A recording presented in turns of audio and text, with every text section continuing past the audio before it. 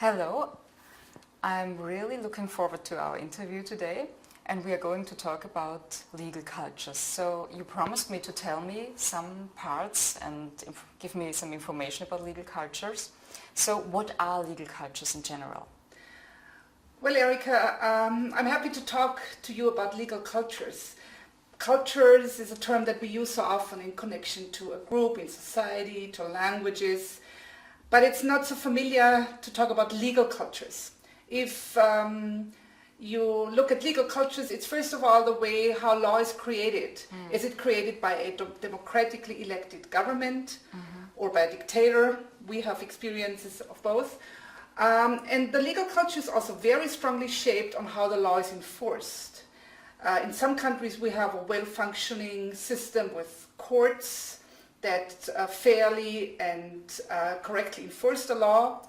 However, there are also some countries where the law enforcement is not working properly. That also is a strong component of the legal culture of a country, such as also how the police is acting. Yeah? So this is basically what I would understand under the term legal culture. Okay. So why do countries have legal cultures at first? Is it just history? It's mainly history, absolutely, right. So there are many factors that influence the legal cultures of a country. I would like to give you two examples. Okay. One of them is the example of continental Europe, like Austria, for instance. Yeah? About 2,000 years ago, we've had a big, huge empire, the Roman Empire, where the emperor was setting the law, like the 12 tables, they're quite known. And then there were deputies of the emperor, like judges, judices as they called them at that time, who were applying the law. But that was a very limited power that the judex, the judge, had. But it was a very well structured and a very organized way of a legal system, 2,000 years back. But then, after the Roman Empire collapsed, it got lost.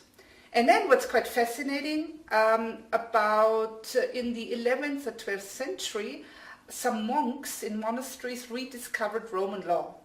And then that was like the renaissance of Roman law in continental Europe.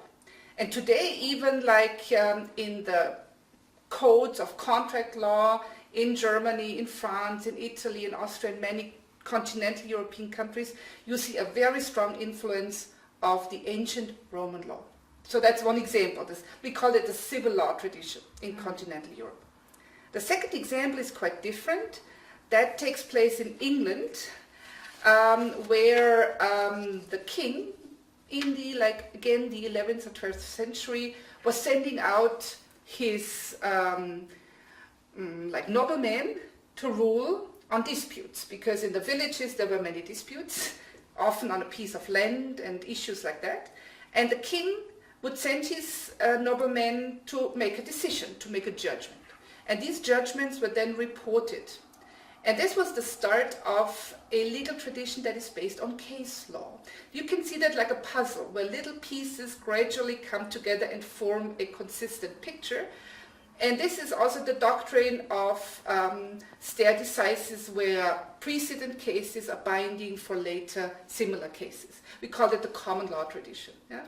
And so you see that the legal culture is strongly influenced by the history. And then when European countries were having colonies worldwide, they also transported their legal culture to other continents. Like the civil law tradition that we have in Austria or in Spain has also been transported to Latin America. And the common law tradition from the UK has been transported to North America, to Australia, New Zealand, India. Yeah? So this is also how globally the legal cultures have been somehow evolving. Okay, that's quite interesting. But now we're in the 21st century. And the world has gotten so much smaller in ways of communication, is getting so very fast, and companies are working multinational. And what do you think was the major impact of globalization on legal cultures, or when it comes to the topic of legal cultures? All right, I think on the one hand there has been a strong influence of international organizations such as the World Trade Organization, the International Labour Organization, all these international intergovernmental organizations which have standardized some laws. So, for instance, China or India or Russia are today member states of the World Trade Organization.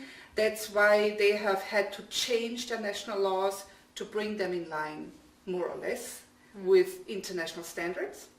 Then we have the multinational companies, which you have also already mentioned, which also tried to save costs by also again achieving a common international standard.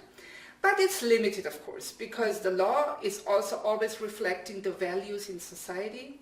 And we know that in some countries we have the law in the books, on paper, but then we also have the law in reality. Yeah? And if the law in reality, the way how it's enforced, I'm coming back to what I told you earlier about enforcement of the law, even today we have a very big diversity in the legal cultures worldwide. Okay, so we heard now legal cultures of a country are like, it's important to know what is the history of a country to understand why is legal culture the way it is. And the next major point you said is that the law in the books is not always the law in reality. So I think we heard quite a lot of important information, and I'm really thankful for this interview, and yeah, thank you. I thank you very much.